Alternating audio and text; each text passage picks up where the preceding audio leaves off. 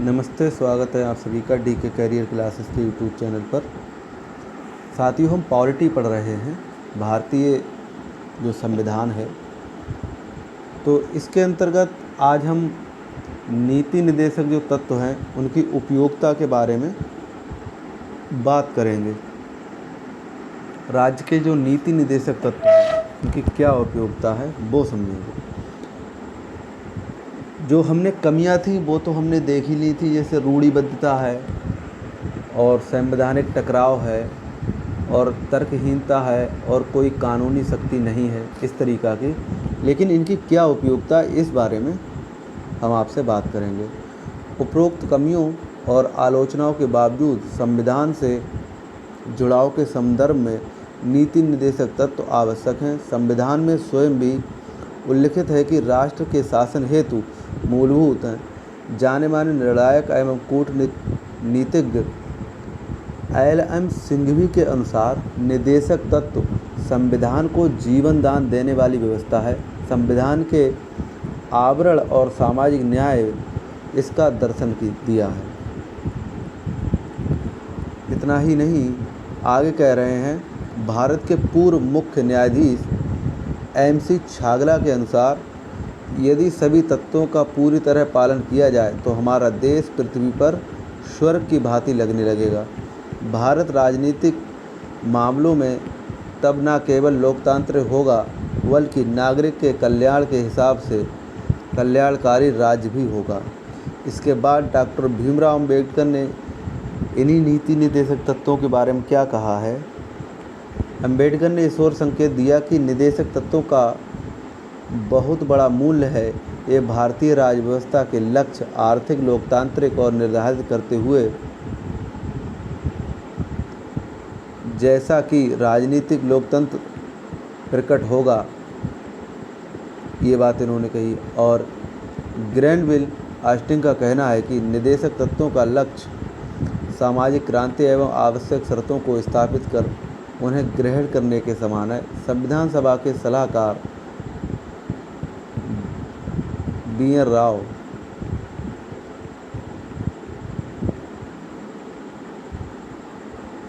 ने निर्देशक तत्वों को राज्य प्राधिकारियों के लिए नैतिक, आवश्यक एवं शैक्षिक मूल्य वाला बताया। तो इसमें जो जितने भी ये विद्वान हैं संविधान के, तो उन्होंने इसकी उपयोगिता भी बताई, वो हमने देखी। भारत के पूर्व महान्यायवादी एम.सी. सीतलवाड़ के अनुसार निर्देशक तत्व हालांकि कोई विधिक अधिकार एवं कोई कानूनी उपचार नहीं बताते, फिर भी वे निम्नलिखित मामलों में उल्लेखनीय लाभदायक हैं। अब ये जो जस्टिस साहब हैं ये क्या कह रहे हैं, कह रहे ये अनुदेशों की तरह हैं या ये भारतीय संघ के अधिकृतों को संबोधित सामान्य संततियाँ हैं। यह उन्हें सामाजिक एवं आर्थिक मूल सिद्धांतों की याद दिलाता है जो संविधान के लक्ष्यों के प्रति कैसे हैं, जुड़े हुए हैं। ये संविधान से अलग नहीं हैं। दूसरे नंबर भी ये कह रहे हैं, ये न्यायालय के लिए उपयोगी मार्गदर्शक हैं। ये न्यायालयों में न्यायिक समीक्षा की शक्ति के प्रयोग में सहायता करते हैं, जो कि विधि की संवैधानिक वैधता को निर्धारण वाली कैसी शक्ति है। इतना ही नहीं, तीसरा जो इसका इन्होंने बताया है,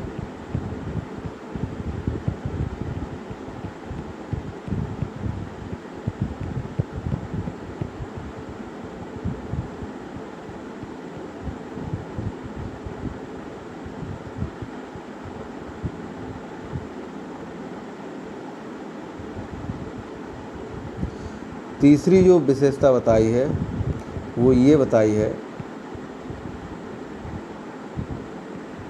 ये सभी राज्य क्रियाओं की विधायिका या कार्यपालिका के लिए प्रभुत्व पृष्ठभूमि का निर्धारण करते हैं और न्यायालयों को कुछ मामलों में क्या करते हैं, दिशा निर्देश देते हैं।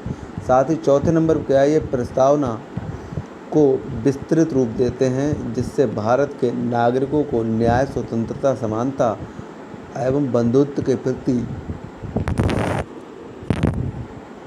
बल मिलता है। आगे क्या कह रहे हैं, भूमिकाएं भी अदा करते हैं ये, और क्या क्या भूमिका निभाते हैं वो भी ज़रा समझेंगे।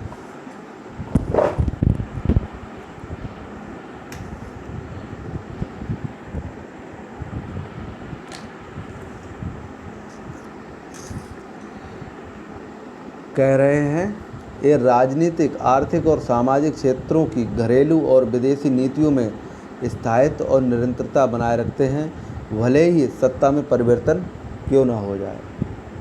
ये नागरिक के मूल अधिकारों को पूरक होते हैं। ये भाग 3 में सामाजिक एवं आर्थिक अधिकारों की व्यवस्था करते हुए रिक्तता को पूरा करते हैं। फिर कह रहे हैं मूल अधिकारों के अंतर्गत नागरिकों द्वारा इनका क्रियान्वयन एवं पूर्ण उचित लाभ के पक्ष में माहौल उत्पन्न करता है। राजनीतिक लोकतंत्र के बिना आर्थिक और लोकतंत्र का कोई अर्थ नहीं है। ये विपक्ष द्वारा सरकार पर नियंत्रण को संभव बनाते हैं। विपक्ष सत्तारूढ़ दल पर निदेशन तत्वों का विरोध एवं इसके कार्यकलापों के आधार पर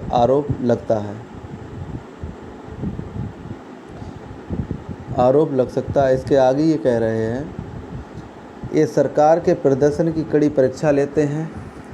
लोग सरकार की नीतियों और कार्यक्रमों का परीक्षण इन संवैधानिक घोषणाओं को आलोक में कर सकते हैं। ये आम राजनीतिक घोषणा पत्र की तरह होते हैं। एक सत्तारूढ़ दल अपनी राजनीतिक विचारधारा के बावजूद विधायिका एवं कार्यपालिका के कृत्यों में इस तत्व को स्वीकार करता है। ये तत्व इसके प्रदर्शक, दार्शनिक और क्या है, मित्र हैं। आगे देखते हैं।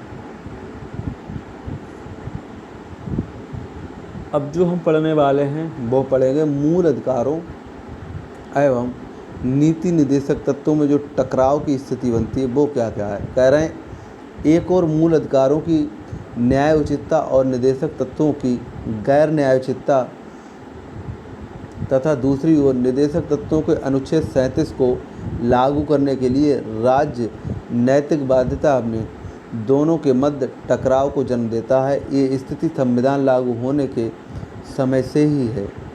चंपाकम दोराई राजन मामले में जो 1951 में आया है, उसमें उच्चतम न्यायालय ने व्यवस्था दी कि निर्देशक सिद्धांत एवं मूल अधिकारों के बीच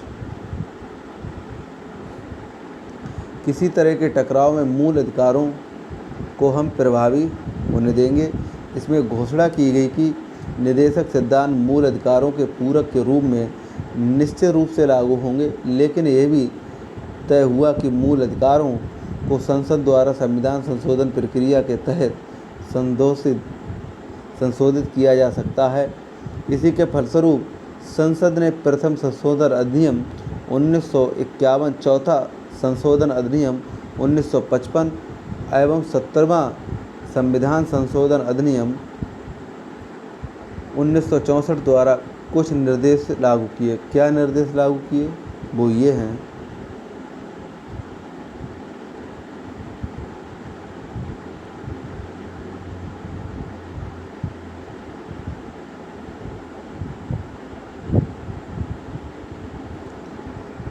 कह रहे हैं उपरोक्त स्थितियों में 1967 में उच्चतम न्यायालय के फैसले में गोलकनाथ मामले में एक व्यापक परिवर्तन हुआ। इस मामले में उच्चतम न्यायालय ने व्यवस्था दी, संसद किसी मूल अधिकार जो अपनी प्रकृति एवं उल्लेखनीय है को समाप्त नहीं कर सकती। दूसरे शब्दों में निर्देशक तत्वों को लागू करने के लिए मूल अधिकारों में संशोधन नहीं किया जा सकता। आगे कह रहे हैं कि संसद ने गोलकनाथ मामले 1967 में पर उच्चतम न्यायालय के फैसले पर 24वें संविधान संशोधन अधिनियम 1971 एवं 25वें संविधान संशोधन अधिनियम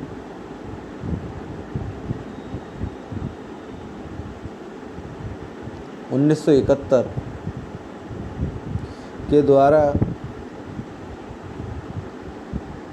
प्रतिक्रिया व्यक्त की कि 24वें संविधान संशोधन अधिनियम में घोषणा की गई कि संसद को यह अधिकार है कि वह संवैधानिक संशोधन अधिनियम के तहत मूल अधिकारों को समाप्त करे या कम करे। 25वें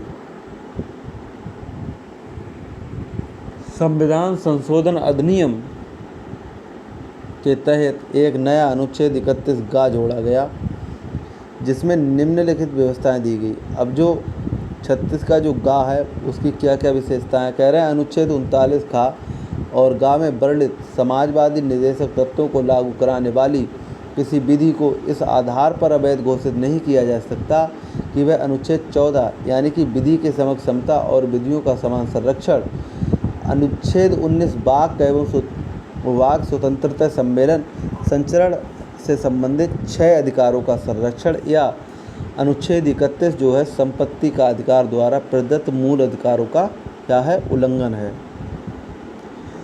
आगे ये कह रहे हैं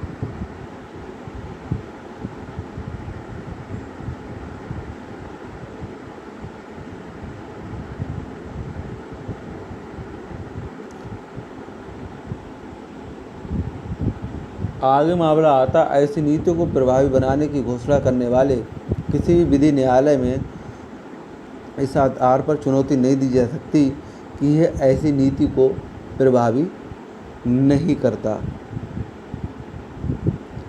केशवानंद भारती जो मामला है उस केस में 1973 में उच्चतम न्यायालय के अनुच्छेद 31 गा के उपरोक्त दूसरे प्रावधान को इस आधार पर असंवैधानिक और अवैध घोषित किया गया कि न्यायिक समीक्षा संविधान की मूल विशेषता है, इसीलिए इससे इसे छीना नहीं जा सकता। हालांकि अनुच्छेद 31 गा के उपरोक्त प्रथम प्रावधान को संवैधानिक एवं कैसा माना है, वैध मान लिया। फिर इसमें ये आगे कह रहे हैं कि 42वें संविधान संशोधन अधिनियम 1976 में उपरोक्त अनुच्छेद 31 गा की पहली व्यवस्था के प्रावधानों को विस्तारित किया गया। इसमें